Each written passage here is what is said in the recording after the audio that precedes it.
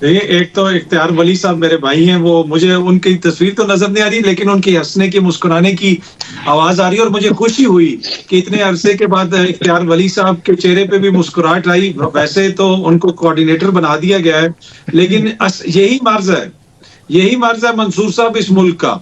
मर्ज़ हुँ। ये है कि इख्तियार वली जैसा बंदा जो 90 की दिहाई से नून लीग में अच्छा, ये कह रहे हैं गिरफ्तारियाँ आप। भी दे रहा है, मारें भी खा रहा है, वो बेचारा जो है कोऑर्डिनेटर बनता है। मर्ज़ ये है कि जो हकीकी जमातों के अंदर लोग होते हैं, हकीकी अवाम के नुमाइंदे होते हैं, उनके कोई पूछता ही नहीं है। परवेज़ खटक साहब जिनके ऊपर बैठ के यहाँ पे सारा बयानिया बनता था, हुँ। मालम जब्बा अराज़ी स्कैंडल, बीआरटी, आज वो परवेज़ खटक मशीर है हमारे वज़ीर-ए-आज़म का। हुँ। लेकिन वो इख्तियार वली, वो जो जेलें काट रहा था और जिसकी उंगलियाँ तोड़ी जा रही थी, उस बेचारे को कोऑर्डिनेटर बनाया है।